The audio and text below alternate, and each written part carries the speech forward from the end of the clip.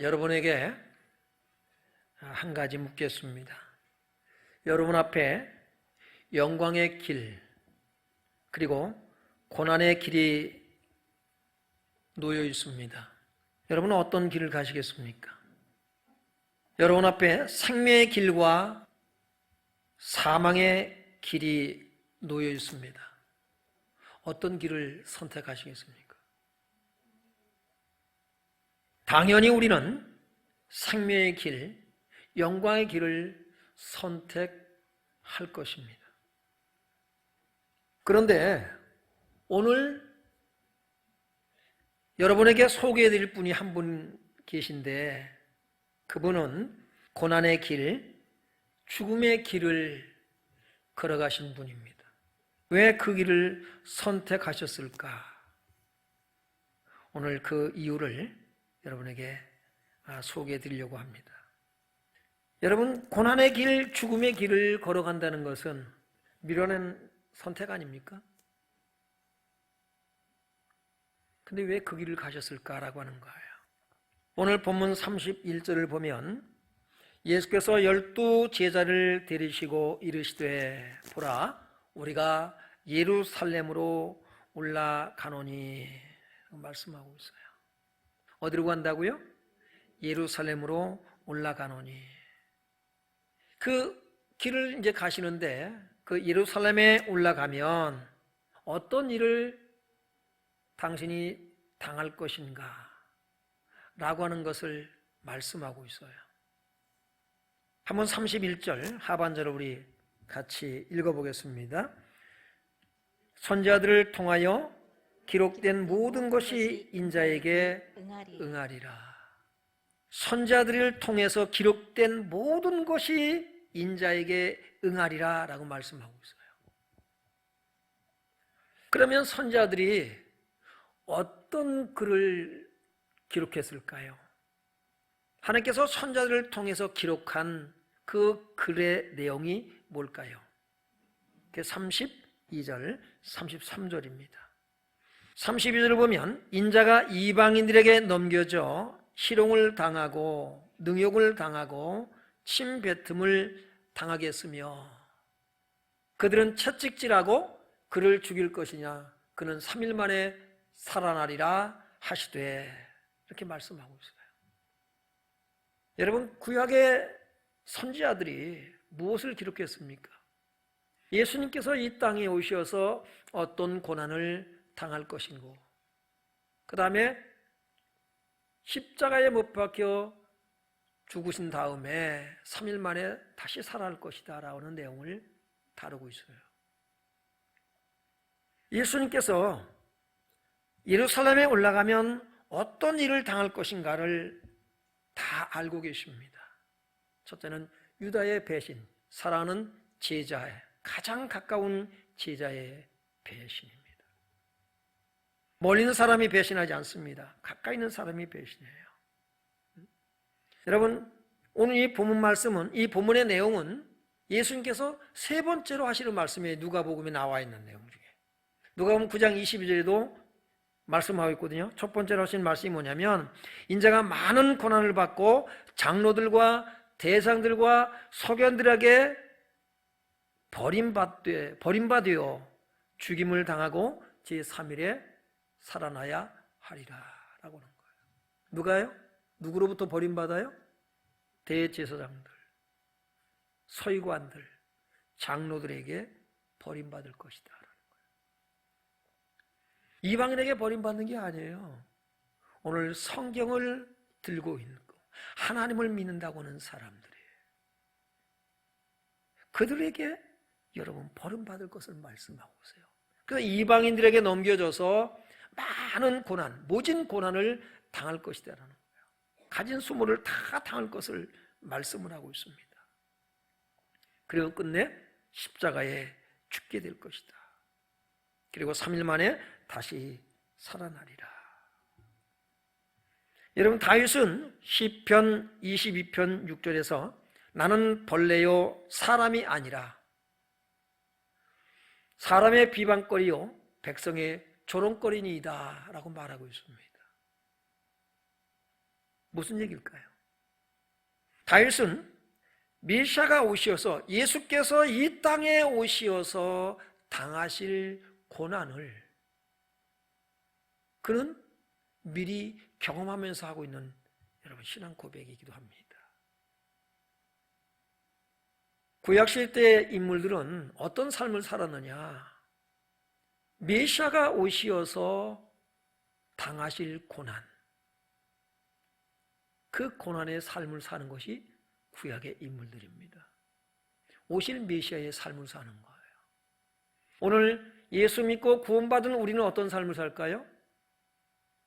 예수님께서 이 땅에 오셔서 당하신 고난의 삶을 살아가는 것이 그리스도인의 삶인 것입니다. 인정하십니까? 그래서 예수님께서 말씀하시는 거예요. 너희가 내가 마시는 잔을 마실 수 있겠냐는 거예요. 좁은 문으로, 좁은 길로 들어가라고 말씀하고 있는 거예요. 이것이 여러분 그리스도인의 삶인 거예요.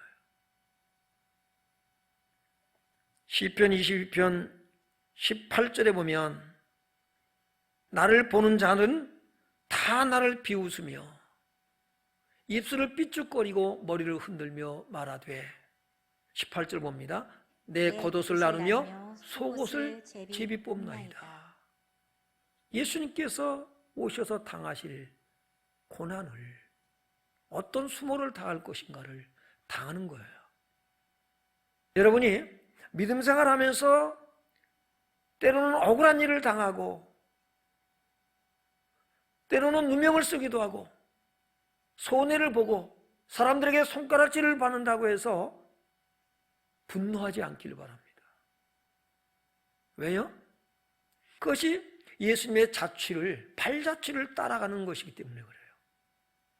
그것이 예수님 때문에 겪는 고난이라면, 예수님 때문에 겪는 수모라면 기쁨으로, 감사함으로 주님께서 가신 길을 내가 가고 있다는 것을 확인할 수 있는 기회가 되길 바랍니다. 그것 때문에 마음이 상하고 상처받고 시험 들어가지고 분노하고 복수하겠다고 그럴 이유 하나도 없어요. 그것도 예수 믿지 않는 사람이 아니라 예수 믿는 사람이 어떻게, 한 교회 성도들이 내가 어떻게 대해줬는데, 어떻게 섬겨줬는데 이럴 수 있어, 이럴 필요 없다는 거예요. 왜? 그것이 그리스도인의 삶이다. 여러분, 우리는 그렇게 살아갈 거예요. 초대교회 성도들이 그렇게 살았어요. 우리도 예외가 아닙니다. 우리도 그렇게 가는 거예요. 이것이 그리스도인에 가야 할 길이라는 사실이에요.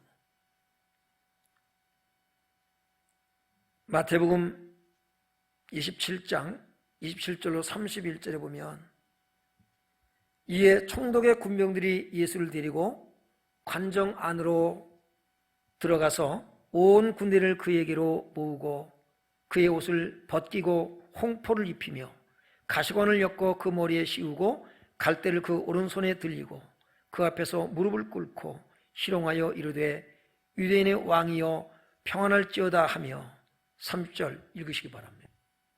그에게 침뱉고 갈대를 빼앗아 그의 머리를 치더라. 희롱을 다한 후 홍포를 벗기고 도로 그의 옷을 입혀 십자가에 못 박으려고 끌고 나가니라. 예수님께서 말씀하신 그대로 예수님은 이와 같이 가진 수모를 다 당하시고 여러분 십자가에 처형당하게 됩니다. 왜 예수님께서 이 길을 선택하셔서 스스로 이 길을 가실까라고 하는 거예요. 알고 가요? 모르고 가요? 알면서 가셔요. 왜 이 길을 가실까요? 요한복음 10장 17절 18절 보겠습니다. 내가 내 목숨을 버리는 것은 그것을 내가 다시 얻기 위함이니 이로 말미암아 아버지께서 나를 사랑하시느니라. 이를 내게서 빼앗는 자가 내가 스스로 버리노라. 이를 내게서 빼앗는 자가 있는 것이 아니라 내가 어떻게 한다고요? 스스로 버리노라. 스스로 나는 이 길을 선택해서 간다는 거예요. 여러분, 우리도요, 우리의 길 앞에 선택할 수 있는 길이 놓여져 있는 거예요. 생명의 길과 사망의 길이 놓여져 있습니다. 무엇을 선택할 것이냐라는 거예요. 여러분이 고난이 없다면, 예수 그리스도의 고난이 없다면 우리는 그리스도를 위해서 받을 고난의 길을 우리는 찾아야 될 것입니다. 왜 그럴까요? 그게 생명의 길이기 때문에 그래요. 생명의 길은 어떻다 그랬어요? 좁고 그 길이 협착하다고 그랬잖아요. 그러나 멸망의 길은, 사망의 길은 어떻다고요? 넓고 그 길이 넓어요. 넓고 좋아서 그 길로 가는 사람들이 많다라고 말씀하고 있습니다. 바울은 갈라디아서 6장 17절에서 내가 내 몸에 예수의 흔적을 가졌노라라고 말씀하고 있어요. 나를 더 이상 괴롭히지 말라는 거예요. 내가 내 몸에 그리스도의 흔적, 예수의 흔적을 가졌다. 무슨 얘기예요? 바울이 고난을 많이 겪었습니다. 몸에 상처가 있다는 거예요. 왜요?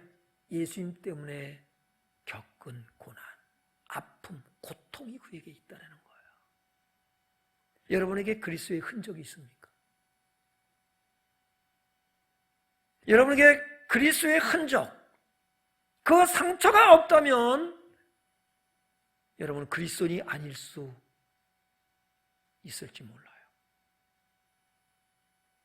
예수의 사람들은 몸에 그리스도의 흔적을 가지고 살아가는 거예요. 그 마음에, 여러분의 몸에 난 상처를 인해서 노여워하지 않길 바랍니다.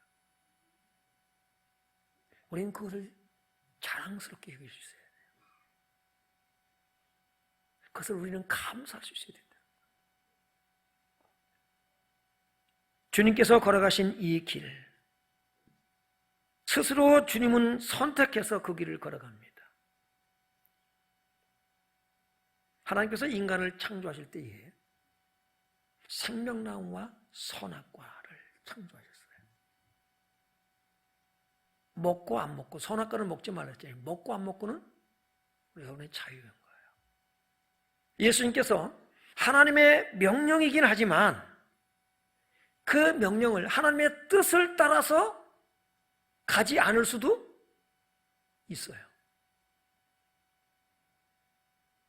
그런데 주님은 그 길을 스스로 선택해서 가셨습니다. 여러분이 예수님이 가신 그 자취를 따라 갈 수 있고 없고는 여러분의 자유입니다. 이스라엘 백성들에게 하나님께서 그리심산과 에발산 사이에 서게 하시잖아요. 너 어디에 설 거냐라는 거예요. 축복과 저주의 산 어디에 설 것이냐.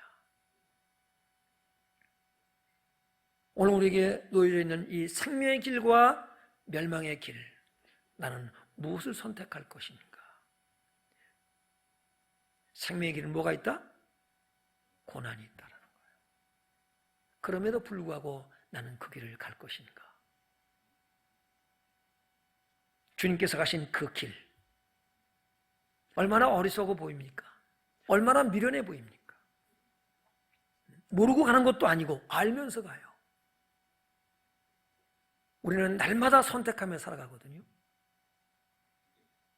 오늘 내가 교회 나가서 예배를 드릴 것이냐, 아니면 가정에서 비대면 예배로 드릴 것이냐, 그것도 여러분의 자유예요. 오늘 교회를 갈 거냐, 안 갈 거냐, 예배를 드릴 거냐, 말 거냐, 여러분 자유예요. 그런데 우리는 무엇을 선택해요? 하나님께서 원하시는 것, 기뻐하시는 것이 무엇일까를 선택하는 거예요. 날마다 우리는 선택하며 살아갑니다. 그러면 예수님께서 왜 이 죽음의 길을 스스로 선택해서 가셨을까라고 하는 궁극적인 목적은 뭐냐라는 거예요. 히브리서 9장 22절을 같이 읽어봅니다. 율법을 따라 거의 모든 물건이 피로써 정결하게 되나니 피 흘림이 없은즉 사함이 없느니라. 여러분, 피 흘림이 없은즉 사함이 없어요. 레위기 17장 11절에 보면 육체의 생명은 피에 있나니 그랬습니다. 피가 죄를 속하느니라. 피 흘림이 없은즉 사함이 없느니라. 우리가요, 죄사함 받으려면 우리가 착한 일을 많이 하면 죄사함 받을 수 있는 게 아닙니다. 공로를 많이 세우면, 공을 세우면 우리가 죄사함 받을 수 있는 것이 아니라는 거예요. 반드시 피 흘려 죽어야 돼요. 누가요? 죄 없는 분이. 근데 이 세상에 죄 없는 사람이 하나도 없어요. 모든 사람이 죄를 범하였음에 하나님의 영광에 이르지 못하더니라고 성경은 말씀하고 있습니다. 죄 없는 분이 누굴까요? 예수 그리스도 외에는 없어요. 그럼 예수님은 어째서 죄가 없나요? 예수님은 여러분 그래서 여자의 후손으로 오실 것을 창세기 3장 15절에 말씀하고 있는 거예요. 여러분 다 아담의 후손입니다. 그래서 다 죄인이에요. 그러나 예수님은 아담의 후손으로 오지 않으셨다는 거예요. 여자의 후손이라고 했어요. 남자의 후손이 아니라 여자의 후손입니다. 오직 예수 그리스도만이. 그래서 죄 없는 분으로 이 땅에 오신 거예요. 그래서 예수님만이 우리의 죄를 사할 수가 있는데 어떻게 사해요? 반드시 십자가에 피 흘려 죽으셔야만 됩니다.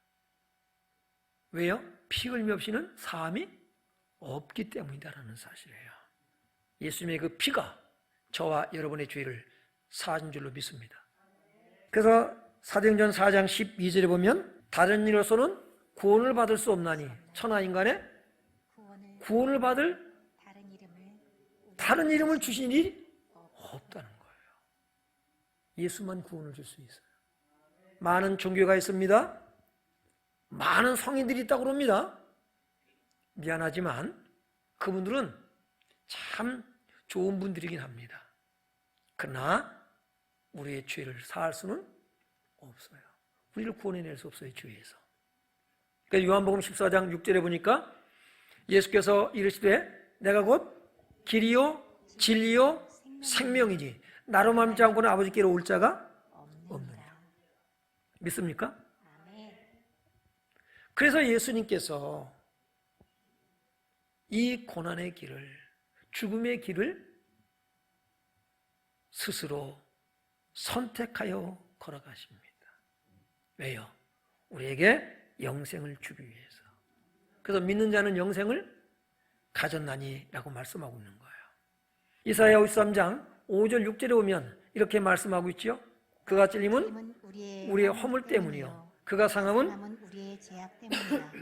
그가 징계를 받음으로 우리의 평화를 누리고 그가 채찍에 맞음으로 우리는 나음을 받았도. 그가 찔림은 우리의 뭐 때문이라고요? 허물 때문이라는 거예요. 그가 상함은 우리의 죄악 때문이라는 것입니다. 예수님은 죄가 없어요. 그런데 예수님이 대신 죽으신 거예요. 내가 너희 대신 너희 죄를 내가 다 짊어지고 내가 죽는다. 그러니까 6절에 보니까 우리는 다 양 같아서 그릇 행하여 각기 제 길로 갔거늘 여호와께서는 우리 모두의 죄악을 그에게 담당시키셨도다. 아멘. 여러분의 죄가 누구에게로 옮겨졌어요? 예수께로 옮겨졌어요. 그래서 세례 요한은 이렇게 외치고 있습니다. 보라, 세상 죄를 지고 가는 하나님의 어린 양이로다. 세상 죄를 지고는 하나님의 어린 양이로다. 믿어집니까? 안 믿어지면 안 돼요. 이게 믿어져야만 돼요. 이게 믿어져야 됩니다. 이 세상에 어느 누가 나를 위해서 죽었습니까? 수많은 사람들이 이 땅에 태어났다가 죽었습니다. 누굴 위해서 죽었습니까? 이 세상에 나를 위해서 죽은 사람이 있다 없다? 없어요. 나를 위해서 죽은 신은 있나요? 없어요. 여러분을 위해서 죽은 신이 있다면 믿으시기 바랍니다. 없습니다. 오직 누구? 예수 그리스도. 왜 죽으셨어요? 여러분을 너무 사랑하신다. 내가 너를 사랑한다. 사랑하면 목숨도 버리는 거예요. 나를 위해서 죽으신 분이 여러분 예수입니다. 이 사실이 여러분의 마음속에 믿어져야만 됩니다. 주님께서 예루살렘에 올라가면 내가 이런 고난을, 이런 죽임을 당할 것이다라는 것을 제자들에게 말씀하시는데 이 복된 소식을, 이 복음을 제자들이 알아들어요? 못 알아들어요? 못 알아듣습니다. 한번 보겠습니다. 34절 봅니다. 제자들이 그것을 하나도 깨닫지 못하였으니 그 말씀이 감추었으므로 그들이 그 이르신 바를 알지 못하였더라. 여러분, 제자들이 이 말씀을 깨달아야 되는데 깨닫지를 못해요. 왜요? 그 말씀이 감추었으므로 그들이 그 이르신 바를 알지 못하였더라 라고 말씀하고 있습니다. 이해하지 못하는 거예요. 이해하지를 못했대요. 에베소 4장 18절에 보니까 그들의 총명이 어두워지고 그들 가운데 있는 무지함과 그들의 마음이 굳어짐으로 말미암아 하나님의 생명에서 떠나 있도다 라고 말씀하고 있습니다. 그들의 총명이 어두워졌다고 말씀해주고 있어요. 그들의 마음이 어두워졌어요. 깨닫지 못합니다. 그들의 생각, 그들의 통찰력, 도무지 이해하지는 못한다는 거예요. 그들의 마음이 굳어져 있습니다. 31절에 보면은 예수께서 12 제자를 데리시고 이르시되 보라 우리가 예루살렘으로 올라가노니 선자들을 통하여 기록된 모든 것이 인자에게 응하리라. 이 말씀을 예수님이 하실 때에 제자들은 무엇을 생각했을까요? 이게 중요합니다. 드디어 이제 이스라엘이 회복되는 날이 오는구나. 예수님께서 이제 예루살렘에 올라가셔서 왕위에 오르실 것이고, 그래서 로마로부터 해방뿐만 아니라 온 천하를 이제 다스리시면서 호령할 것이고, 우리는 이제 장관 자리에도 하나씩 다 차지하게 될 것이다 라는 거예요. 이 생각을 가졌을까요? 안 가졌을까요? 이 생각을 갖는 거예요. 무엇에 근거해서 이렇게 말씀하냐고요? 사도행전 1장 6절에 보세요. 그들이 모였을 때 예수께서 여쭈어 이르되 주께서 이스라엘 나라를 회복하심이 이때니까 하니. 여러분, 부활하신 예수님을 만나고 나서도 그들은요, 이 생각을 떨쳐버리질 못합니다. 주께서 이스라엘 나라를 회복하시니 이때냐라는 거예요. 그러니까 이 제자들의 관심은 온통 어디에 있습니까요? 자기들이 바라는, 자기들이 기대하고 바라는, 그들이 소원하는 것을 이루어 주실 메시아.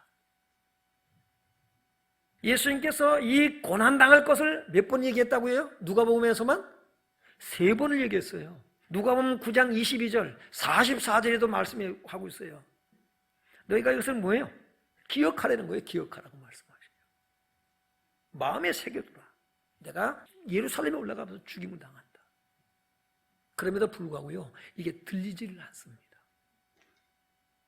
왜요? 관심이 다른 데 있어요. 사람은요, 자기가 듣고 싶은 것만 들으려고 그래요. 보고 싶은 것만 보려고 그래요. 여러분은 안 그런가요? 여러분도 교회 나오면 여러분이 듣고 싶은 것만 들으려고 할 수 있어요. 설교도 내가 듣고 싶은 설교만 듣고 싶은 거야. 어떤 사람은 그냥 위로받고 싶은 설교, 어떤 사람은 사업이 잘 될 것이고 자녀들이 잘 될 것이라는 그런 꿈이 있는 그런 메시지를 듣고 싶어 하고요. 그런데 예수님은요, 다른 얘기를 하고 계시거든요. 내가 예루살렘으로 올라간다? 그들이 눈이 번쩍 뜨였습니다. 그런데요, 자기들이 기대하는 말씀을 하질 않으셔요. 안 들리는 거예요. 왜요? 자기들이 어떤 욕망, 자기들이 가지고 있는 꿈, 비전, 그 야망으로 가득 차 있는 거예요. 안 들려요. 여러분, 베드로가 누가복음 9장 20절에 뭐라고 고백해요? 예수님께서 그러거든요. 너희는 나를 누구라고 하느냐? 주는 그리스도시요 살아계신 하나님의 아들이시니이다. 바위나 시몬아 네가 복이 있도다. 이것을 내게 알게 한 이는 혈육이 아니요 하늘에 계신데 아버지시니라. 엄청난 고백을 했습니다. 그럼에도 불구하고 오늘 이 말씀이, 여러분 오늘 본문 말씀은 이 내용이 뭐냐면 복음의 핵심인 거예요. 예수님의 십자가의 죽으심과 부활하는 이 내용은요 엄청 중요한 거거든요. 주는 그리스도시요 살아계신 하나님의 아들이라는 고백을 하고는 이 베드로도 지금 무슨 말인지 이해를 하지 못하고 있어요.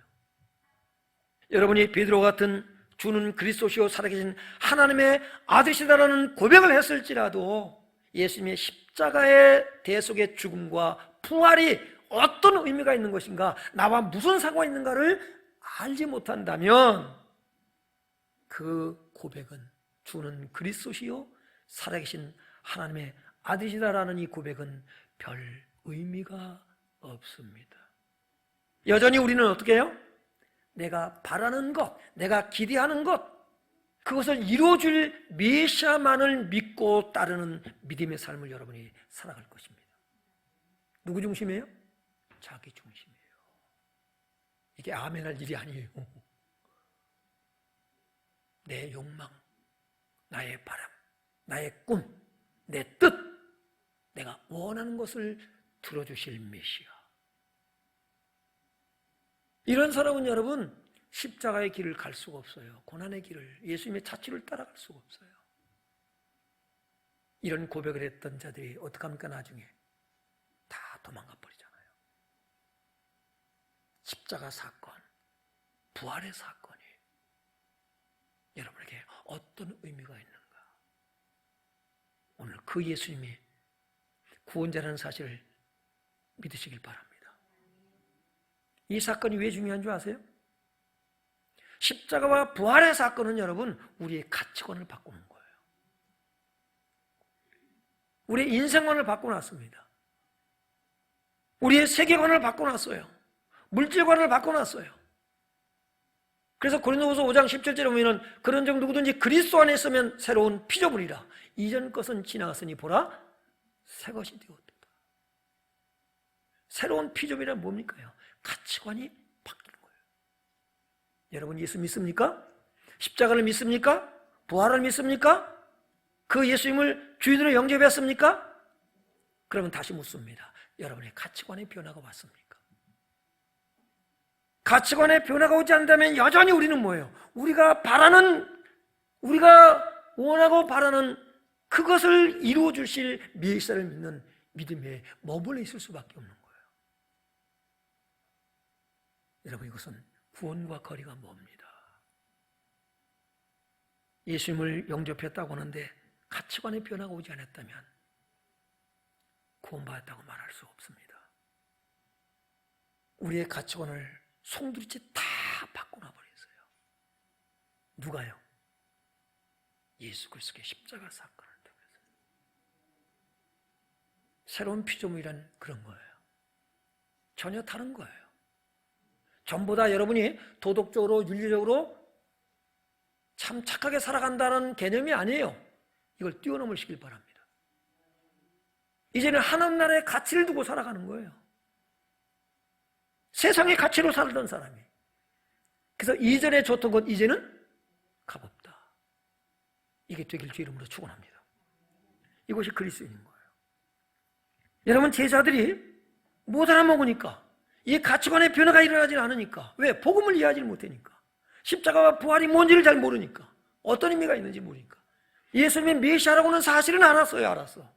그런데 어떤 메시아? 우리의 뜻을 우리가 바라는 것, 우리가 소원하는 것을 이루어질 메시아로만 알고 있는 거예요. 그래서 마태복음 20장 20절로부터 21절에 보면은 그때 세베대의 아들이 어머니가 그 아들을 데리고 예수께 와서 절하며 무엇을 구하니? 읽으시기 바랍니다. 그 다음. 예수께서 이르시되 무엇을 원하느냐 이르되 나의 이 두 아들을 주의 나라에 하나는 주의 우편에 하나는 주의 좌편에 앉게 명하소서. 관심이 어디에 있어요? 이제 그 나라가 이루어지면은 그의 나라에서 주님이 다스리는, 주님이 왕이 되어 다스리는 그 나라가 되면 우리 아들이 둘인데 하나는 어디에? 예수님 우편에. 예. 예를 들어서 정의정 좌의정이 되게 해 주옵소서, 이런 거예요. 관심이 여기에 있단 말이에요. 오늘 많은 그리스도인들의 관심이 여기에 있어요. 그러면 자기는 예수를 믿고 구원받으라고 말합니다.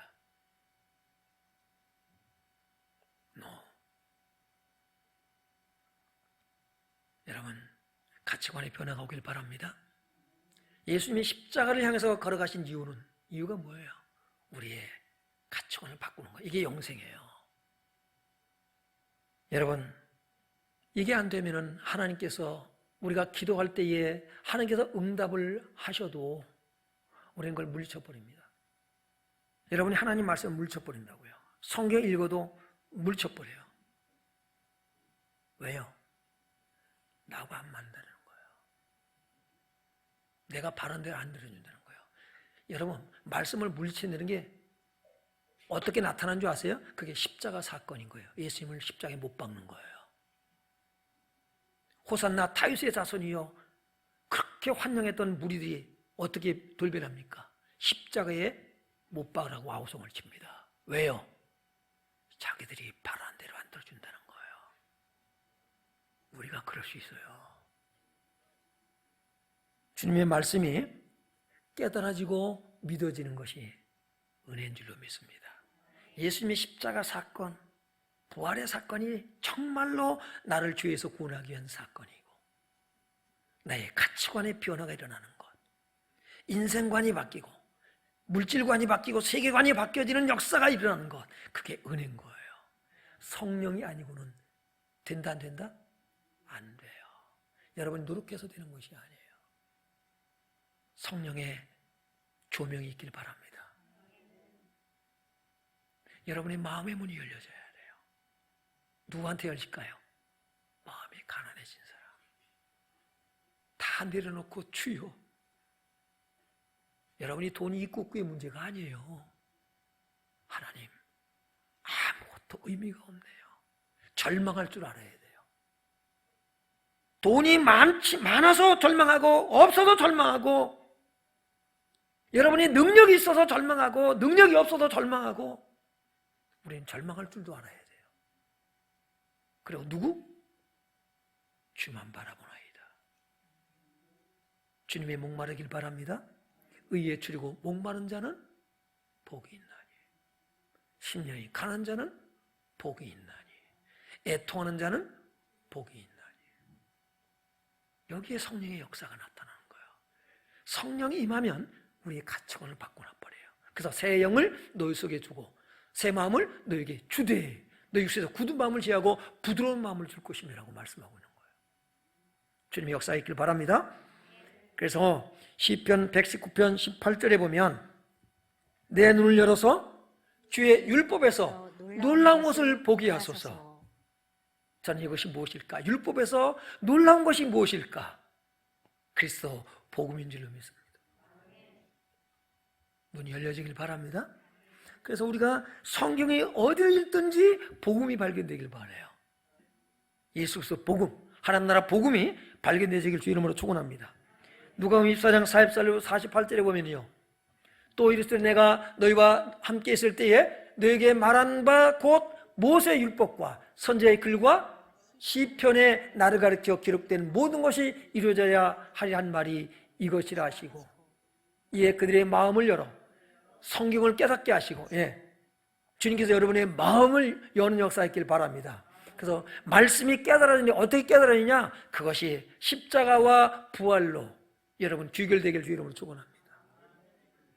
주님의 은혜, 십자가의 은혜, 이걸 우리가 깨달아야 돼요.